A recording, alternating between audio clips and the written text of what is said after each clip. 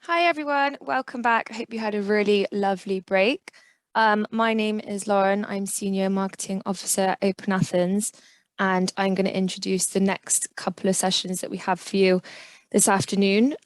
So coming up first, we have Matt Hayes, Managing Director at Lean Library, with Alexis Soard, Associate University Librarian, Systems and Operations at University of Phoenix, for their presentation, Meeting the Demands of the Modern User Workflow, a case study of point of need, library, delivery and support. That session will follow with a quick 5-minute Q&A for Matt and Alexis. And then we have Rui Francisco, Director of Software Services for Europe, Israel, Latin America and Central Asia at EBSCO for his presentation, Ready for Anything, a public library journey, and that will also have a 5-minute Q&A afterwards as well. So I'm going to hand over to Matt, and if you have any questions, please pop them in the Q&A box. And again, if you want to carry on any discussions, then please feel free to use the chat box. Thank you. Thank you so much. Well, good afternoon and good morning, everybody. Thank you very much for joining Alexis and I. Going to move forward.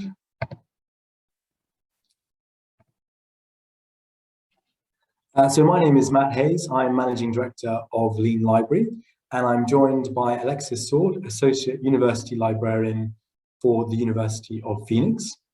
And we would like to talk to you today about meeting the demands of the modern user workflow, a case study of delivering library support and chat into the user workflow at the point of need. I'm first going to set the scene a little bit and share some findings of a report that Lean Library conducted last year into this area. And we'll also introduce you to the product itself.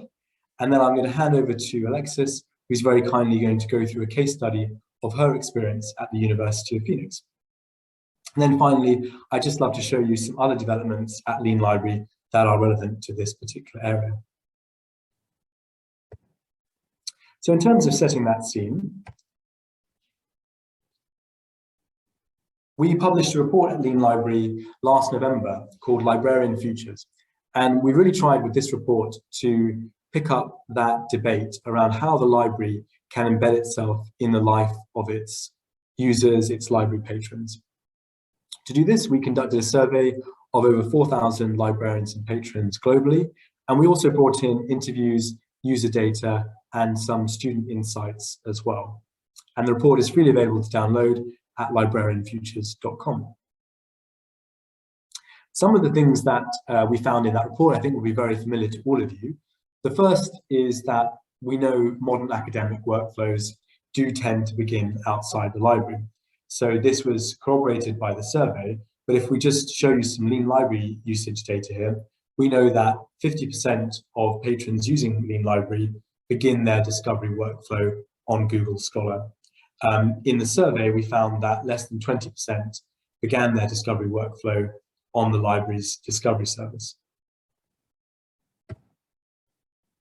We also know that on the open web, outside of those well-organized library workflows, accessing subscription content that the library has subscribed to as part of its collection can be painful and time-consuming.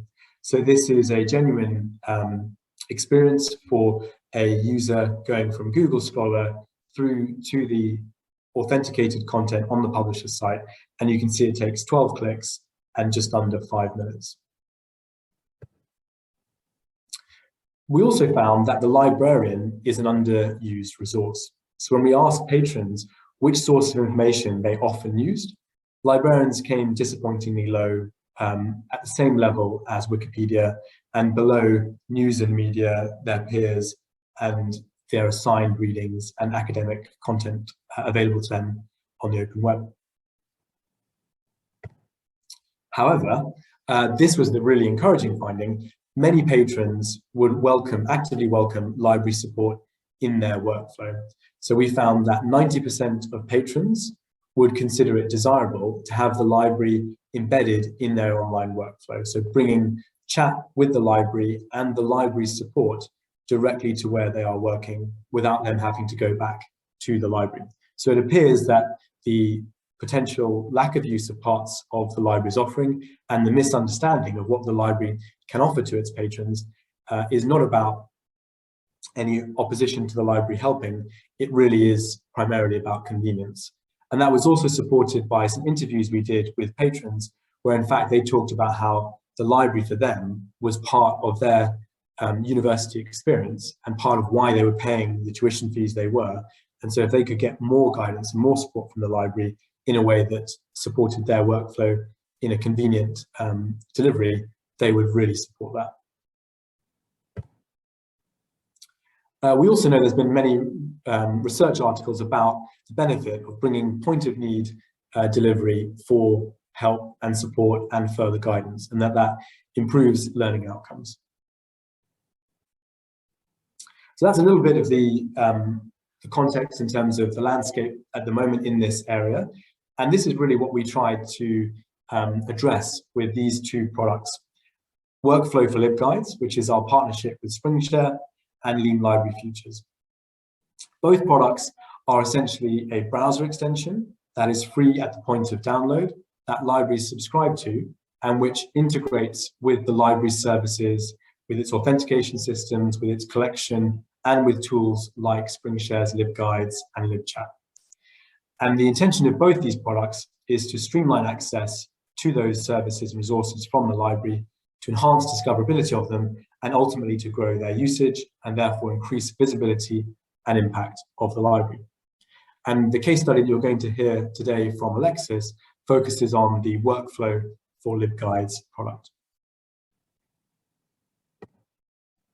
So I'm going to hand over to Alexis now, who will take you through her case study. Hello, everyone. I'm Alexis Soard. I'm the Associate University Librarian over Systems and Operations, which means, like so many of you, I deal with everything technical here at the library. My role in Lean Library for our library was to implement it into the library and make sure our users could access it. If you want to go ahead and play that, Matt, you can. So Lean Library is really easy to use for our users, which is what drew us to it initially. I actually saw it at a different OpenAthens session last year, and I took it back to my boss and I said, hey, we really need this. We are a purely digital library. So one of our problems is that we have trouble connecting with our users. We don't have a physical presence at all. There's no library space that they can walk into. It's purely online. So we thought with Lean Library, this was a great way for us to get our content to our users without forcing them to find us, which is a problem. It provides a really nice user experience and it gives them a better piece of content than just something they're going to find on the web. It also takes away the issue that we have where they're hitting paywalls, or when they only hit a website that has like so many free views. You know, I'm thinking of like Forbes and HBR, where you go there and then you're like, oh, you can only view 4 articles this month. If you have a student that's already viewed those 4 articles, they now hit a wall where they can't get in. With Lean Library, we give them the option to get to that content in the full text. You can go to the next slide, Matt. So this feature is covering the onboarding feature, which I really like. It's called onboarding, but I have to be honest and say that I kind of call it tutorials in my head, because that's really where I see the value in this type of resource. You can get information to the student at the point of need. So for us, we know that there's critical points that students hit in their program where they're struggling. We know that because they ask us questions at that point, and we also get the feedback from the faculty that say, hey, our students are struggling with this. We love the idea that we can pop up information to the student, and you can go ahead and play it, Matt. We can pop up information to the student where they are to give them the help that they need to move forward. And that's really what we're all about. We want to get the student moving through their research without frustration about not being able to find something or they get stuck. This feature is really easy to set up. Once you've got all your integrations in here, you just choose what you want, you plop it on the page. And as you'll see in the example, it pops right up when they go to that screen.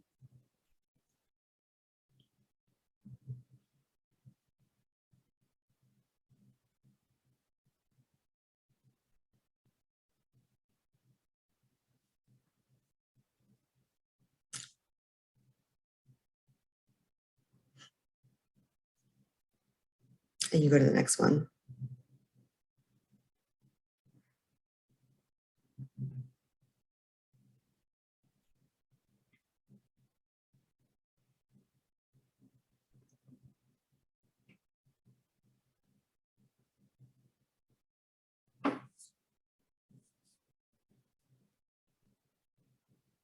You can go to the next slide. Sorry, Alexis. Yeah, I just realized that. I thought I'd let it play. That's good. Let's go on.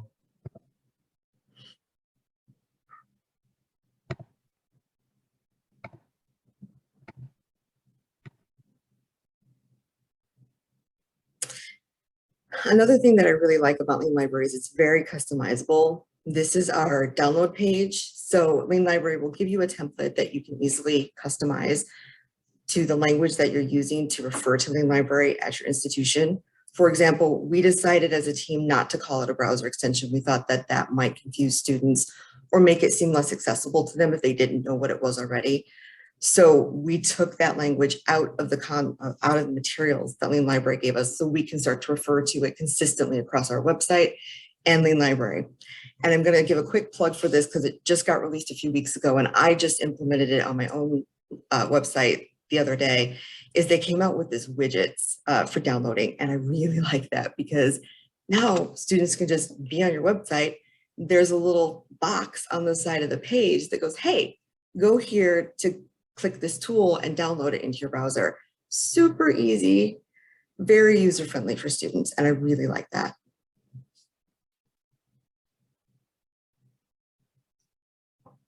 And you can go on, Matt. Thank you so much, Alexis. So the other things I wanted to just briefly mention is that in addition to the LibGuide integration that you saw, where at Phoenix we're able to deliver the relevant LibGuide onto whichever website you would like to for your patrons, we also have an integration with SpringShare's Libchat, where you can surface your library chat tool wherever you like on their online workflow. And it's easily navigated to from the browser extension tab that you can see on the right-hand side. So if we let this video replay, you can see that on the right-hand side, the browser extension deploys that little library badge, and they navigate to library chat, and then they can you can bring in your library chat tool directly here. And this, of course, is possible on any website, so not just Google Scholar, but we often use Google Scholar as the most powerful example.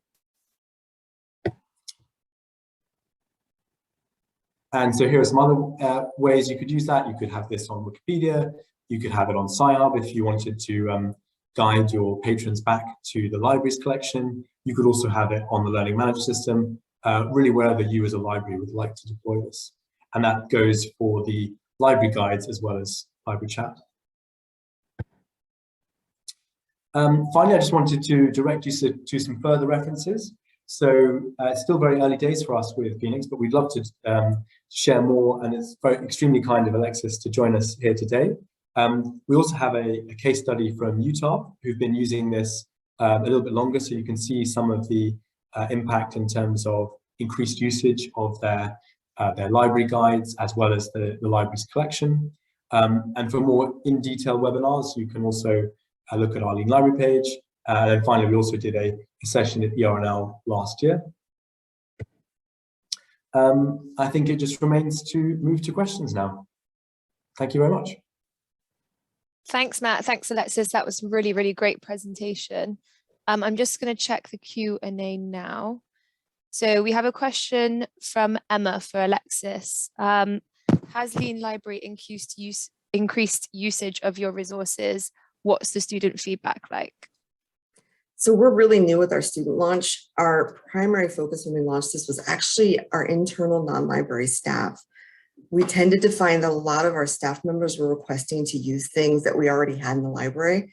And we have seen that improve, where they are requesting less stuff that we actually already have. They're finding it when they're doing their research out on Google, because the reality is even university staff are going to go use Google. So we thought if we could give them the tool that took them back into the library, that was one less step that they had to go through.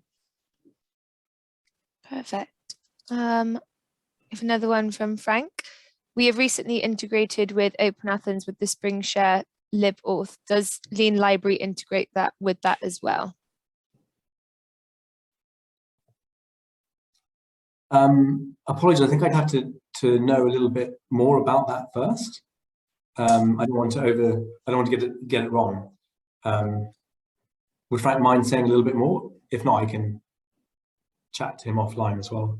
Yeah, it's up to you, Frank. Either you drop your contact details in and we can pass them over to Matt to contact you directly, or if you wanted to add a little bit more into your question, we've got a couple of minutes left to answer it if you wanted to do that. But if not, yeah, I'm sure, Matt, if we get Frank's details and he's happy to pass them on, then that can be, you know, a conversation that happens offline. That would be great. I mean, what I can say, although I'm not as familiar with that, I can say that, as you saw in the first video, we integrate with OpenAthens, so that authentication piece is as seamless as possible. And then the integrations with LibGuides and Libchat are direct with SpringShare. So it means that we have access to their API. So for example, with LibGuides, it means that we're able to port, as soon as you give us the go-ahead, port all of your LibGuides into your Lean Library admin tool so you can easily deploy them at scale.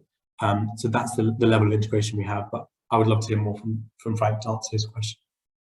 Perfect. I think we have another one from Vicky, and I'm pretty sure this is for you, Alexis. It just says, have you seen inquiry rates go up since deploying this solution? From students, not really, but that's actually something we were kind of proactively going after. It sounds a little counterintuitive, but our mindset is that a lot of students want self-help. They don't necessarily want to reach out to the librarian for help anymore. And as much as we would love for our Ask a Librarian questions to go up, the reality is we just don't think that's going to happen. So instead, we're focused on giving them a solution that gets them into the library without needing a librarian's intervention. Perfect. Matt, we've got another one for you. Just says, does the library integrate with Google Scholar and /or PubMed to show links on the search results, or would we still need link resolver? You still need a link resolver, but we integrate with your link resolver. And we do also integrate directly into Google Scholar and PubMed. So for what that means would be that for libraries with Google Scholar, we can help set up your Google Scholar links if you haven't done that directly. But it also means that we can use our browser extension to overlay links directly on Google Scholar, either back to the library or things like signing up to table of content alerts, or some of these other features like you saw with surfacing the right LibGuide or library chat. We can even bring in relevant content from your collection if the Google Scholar search is pertinent. And we can do the same for PubMed as well. Perfect. I think we've got time for just one more. So Matt, we've got one for you that says, I know you have deployed the deployment tools for Chrome, but how long will we have to wait for additional browser support? Oh, actually, this is available on all browsers. It's just that we show Google Chrome because we find, I think, about 70% of our users are on Google Chrome. What you saw earlier with Alexis's kind run through of that page with the Phoenix branding is whenever a user lands on that page, if they are using Chrome, it will surface the little Chrome store icon to go to the Chrome store. But if they were a Microsoft Edge user, it would surface the Microsoft Edge store and take them directly to that. So we cover all the browsers. It's just that we try to make it as quick as possible for the user to get to the store relevant to the browser they're using at the time. Perfect. Thank you so much to both of you for that presentation. I think now we're going to move on to Rui for his presentation, a public library journey. So just going to make sure you're all ready to go. Perfect. Hello. Thank you so much. And we also have some time after this presentation for Q&A at the end. So please make sure that you're popping your questions in the Q&A box. Thank you. Thank you. So I'm just going to share my screen.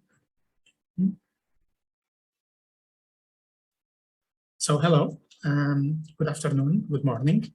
Thank you for the invitation and to be able to be here to share the experience of the National Library of Florence. Okay, so this was meant to be a joint presentation with Chiara, the National Library IT Services Director, and myself.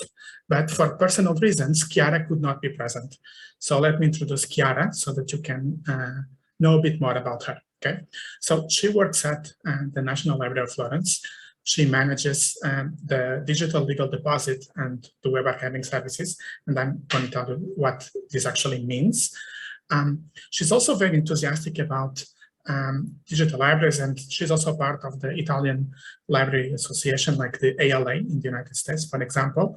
And she loves to be part of this open source and open access movements. Okay, so this is Chiara, and that's her who takes care of Florence. Okay.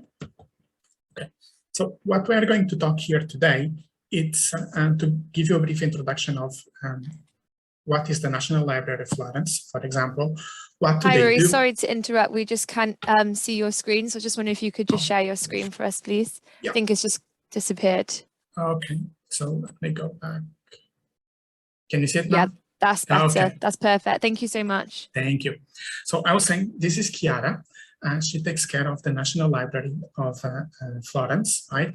She's all into the open source and the open access movements. She takes care of the open source library platform that they use, and I'm going to show you how it works and what it means for them, okay? And just to give you an introduction of what we are going to speak here today, I want to tell you a bit about who is the National Library of Florence, what they actually do, the services that they provide,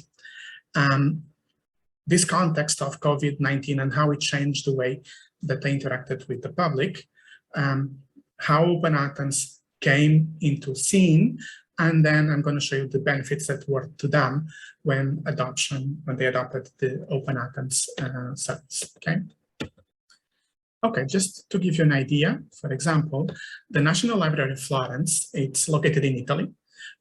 They are not just one library, they are a network of libraries, right? They take care about all the historical, or a big part of the historical books that exist in Italy, 8 million volumes, 1 million letters of historical documents, right? They take care of these old Renaissance, for example, documents. Because they are a library, they are 97 people, and only 18 of them are librarians. In terms of IT, they are only 3. One of them is Chiara, and they also have systems engineers. And this is important to show you the context that they had, because they are so little, so few in terms of technical personnel, that it was necessary to make sure that everything worked properly, okay, and that everything was the most automated possibly, okay. You can see here the picture of the Florence entrance. So what do they do actually when we are talking about the library? Well, they take care of the National Legal Deposit. For those that don't know what this is, it means that every time that the book is published in Italy, they get a couple of copies and they store them for historical purposes and for indexation purposes, similar to what the Library of Congress does. Then they do something similar, but for digital content. So imagine a news that is published today in the local newspaper online. So they have a crawler that harvests that information, and it keeps a digital history of what happens in the web, for example. They also have specific collections, both traditional and digital. They handle, for example, interlibrary loan among public libraries or among academic libraries. They are part of that network, and they handle some exhibitions and some educational labs for kids. And they also take care of the book restoration part, because lots of old books exist in Italy, lots of history, and they need to be preserved, okay? And this is what the public library normally does. So you have people that go to the services, to the front desk, they can request books, they can read them on site, and normal day at the library. But when COVID-19 came, everything changed. Nobody could go anywhere. There was a lockdown. So people could not access that kind of information. And in the case of the National Library of Florence, they also have electronic content that they wanted to provide to their end users. And because of this, they had to find a way to bring that content that previously was, or that could be read at on site at the library departments, now had to be placed into a remote system, right? So this was the challenge that they had. So people could go, for example, to their OPAC, this is their website, they could make a search, and then when they would find the specific title that they wanted to access, then they would just need to provide access to that specific title, that book, that historical document, okay? And it needed to be in a transparent way, okay? Another context that it was important for you to know is that the software that, for example, the National Library of Florence uses to manage the library, it's called Folio, which means the future of libraries is open. This means this is an open source software. It is a joint development of the community, of which EBSCO is also part, and is part of the development that helps to move this product forward. Okay, so in here, they have about 130,000 users that they have, people that actually use the library every single day, and where they manage, for example, their personal information, like the type of user, the credentials that are available, for example, if they are blocked or not, the groups, the type of information that they can access. So this information already resides in their system, okay? And this is important because when they started the adoption of OpenAthens, first they wanted a product that was easy to implement, okay? So the first thing that it had to be done, it was to understand if the resources that they had were possible to index or not, or possible to place into OpenAthens, to Athenize the links. Then they wanted to make sure that both systems, OpenAthens and Folio, they could communicate. And this was possible through the APIs because OpenAthens has multiple ways to load user information, but as you saw, there were just 3 IT personnel, and it didn't make sense to have 2 data sources of user information. So they wanted that OpenAthens could read directly from Folio and have access not only for the authentication, but also for the attributes that will then be used for statistics, as I will show you, okay? You can see here, for example, a sample of their form where they actually, it's a custom connector that was built to integrate the 2 systems. And then for the end user, they wanted something that would have been simple, right? The end user doesn't need to know how to configure a proxy, doesn't need to be an expert in IT. So basically they see a link and they want to click and put their credentials and access the resource. And this was what OpenAthens did, okay? So basically this interoperability was possible because both APIs, the OpenAthens and Folio, they could communicate. And they could communicate not only for the authentication, but they could also communicate for the collection of attributes of the user for the statistics. Also, in terms of simplified management, it was actually what this actually represented for the library. It means that they didn't need to add new work to the staff. They could do everything automatic, from account blocking, from the permissions based on the attributes. So this was done automatically by the systems. And you can see, for example, you can see on the right, a sample set of if a patron was part of some of the groups, the account was automatically suspended. So nobody needed to have double work. And another important thing that OpenAthens did was the fact that because the Library of Florence is in Italy, there is GDPR in place at the country. Okay, so all the credentials, they needed to be in the systems of the university. They were not meant to be transported to external systems. So by using the APIs, we were able to do that. And we had to do that in a secure way. And this is where, for example, the SAML standard came through. And it was important because it guaranteed their privacy of the communications and of the service. Okay. Now, when we are talking about this collection of statistics, we are also talking about, for example, that we could not identify clearly the user. We could only collect information on attributes, but not identifying the user. So things like the gender, the profession that they had, and the category of the user. So this was something that we wanted to understand the population that was going to the library, but not identifying a specific user. And you can see here, for example, the attributes that were automatically pulled, these custom attributes that came from Folio into OpenAthens. And also by having this personalization and the automatic collection of the attributes, we were able to send some to specific providers where they could implement personalization. For example, they didn't need to register again to specific providers to have their own account there and to have their own folders, okay? Now, this was done always using encryption with HTTPS, making sure that no matter what happened on the way of the communication, that not in a normal way, somebody could read the personal information, that privacy information, okay? And this means that by having this, we could then, for example, generate statistics like the ones that you are seeing. Like we have a map where to understand where the users are coming from, the total authentications.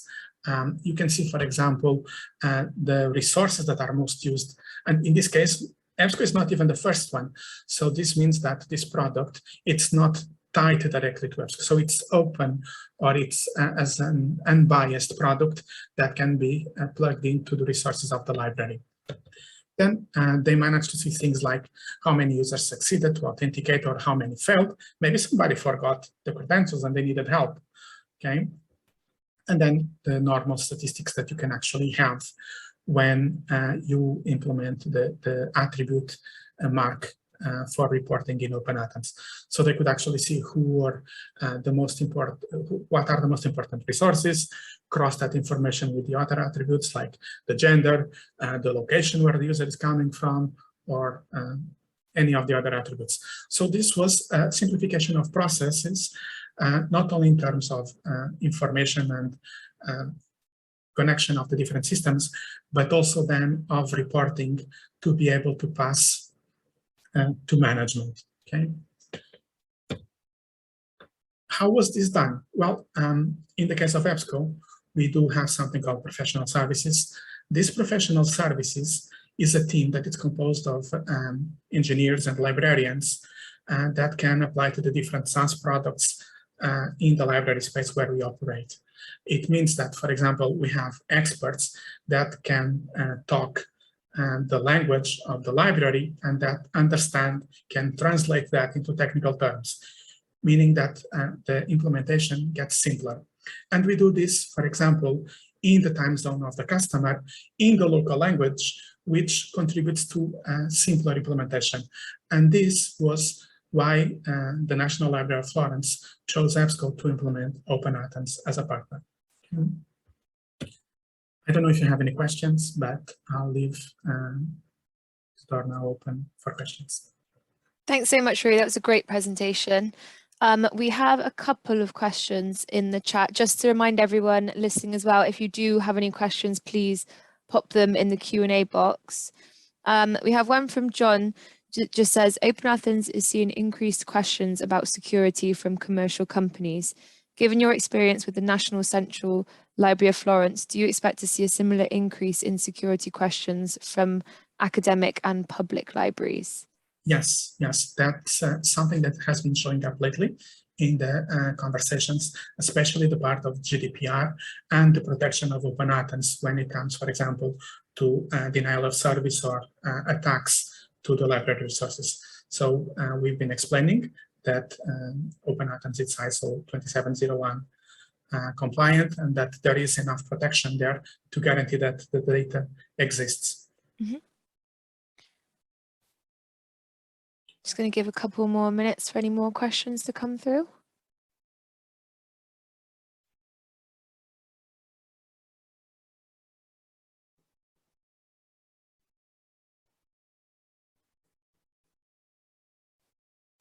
I'm also just going to check the chat just to make sure no one's popped one in there instead.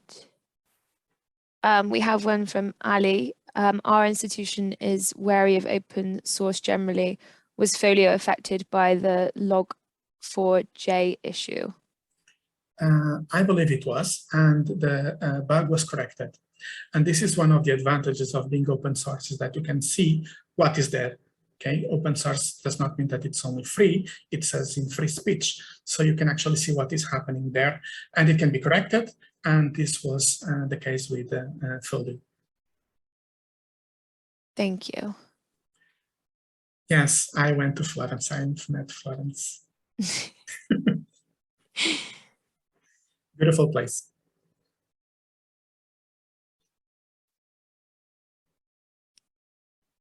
We've got a couple more minutes left for questions if anyone has any to pop in the Q&A box.